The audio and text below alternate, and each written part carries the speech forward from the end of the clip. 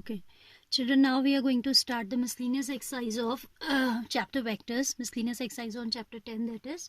The first question says that write down a unit vector in xy plane making an angle of 30 degree with positive direction of x axis. ठीक है, आपको unit vector लिखना है, तो आपको अगर उस वेक्टर के डायरेक्शन कोसाइंस पता हो तो you can easily write down that. And for finding direction cosines we should have the measure of the angles made by the vector with different axes, that means x axis, y axis and z axis. तो आपसे कहा है कि x y plane में vector lie करता है 30 degree with positive direction of x axis, यानी कि alpha is the angle made by the vector with positive direction of x axis and that is given as 30 degree.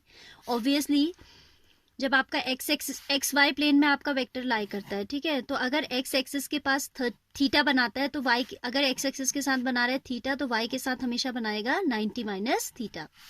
If it is lying on X Y plane तो angles made by X axis and Y axis will be complementary to each other. ठीक है, तो आपसे कहा है कि भाई x axis के साथ बनाता है 30 डिग्री तो वाई के साथ कितना बना देगा 90 माइनस 30, दैट इज 60 डिग्री. तो beta I am writing directly and as it is lying in x Y plane तो जो गामा होगा that will automatically be 90 degree. ठीक है, एक्स वाई प्लेन है तो जेड एक्सिस के परपेंडिकुलर होता है एक्स वाई प्लेन. ठीक है, सो आपको क्या करना है, you have to write down unit vector in x Y plane. तो आपको पहले इसके डीसीज निकालने पड़ेंगे, direction ratios cosines of the required vector. We can say those will be cos alpha यानी कि cos 30, cos 60 that is cos beta and cos gamma that is cos 90 degree. cos 30 you know is root 3 by 2, this you know is half and this you know is 0. ठीक है, जब आपका cosines आपको पता होता है तो उनसे बनने वाला वेक्टर ऑटोमेटिकली क्या होता है, यूनिट वेक्टर होता है. If these are direction ratios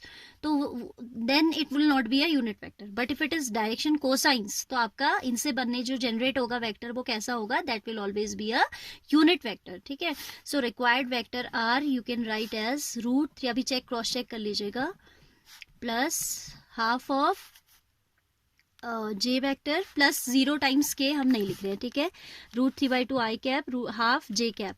अब आप वेरिफिकेशन कर सकते हैं कि आपका रिक्वायरमेंट था कि it should be a unit vector, तो you should go for its magnitude.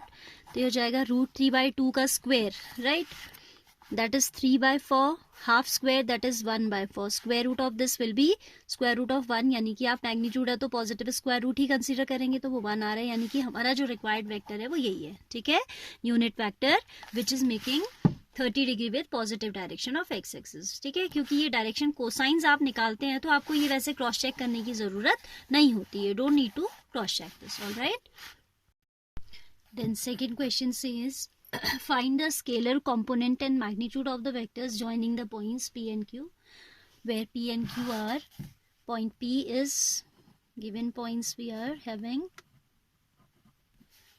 x1, y1, z1, right, and Q point is given as x2, y2 and z2. ठीक है, commas are there, will be there. अब क्या कहता है, फिर से पढ़िए question. Find the scalar component and magnitude of the vector joining the points this and this.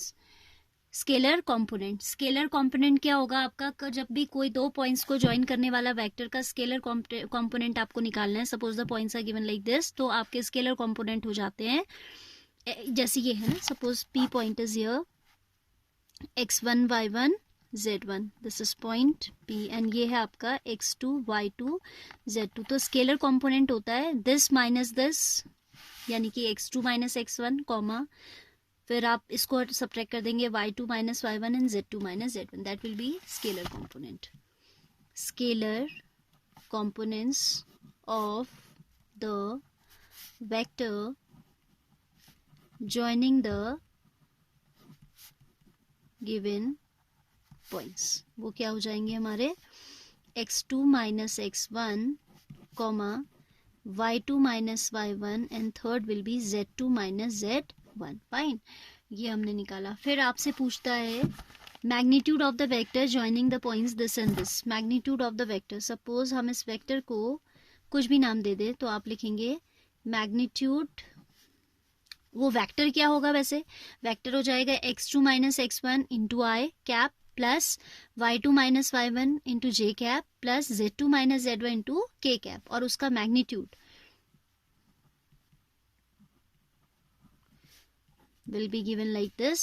वो हो जाएगा आपका अंडर रूट ऑफ, मैग्नीट्यूड तो बहुत ईजी है बताना, components of I J K we have to take and then उनका square, sum of their squares within the square root. तो ये हो जाएगा magnitude of the vector x2 minus x1 whole square plus y2 minus y1 whole square plus z2 minus z1 whole square. This much only it is asking for. All right, so simple question this is.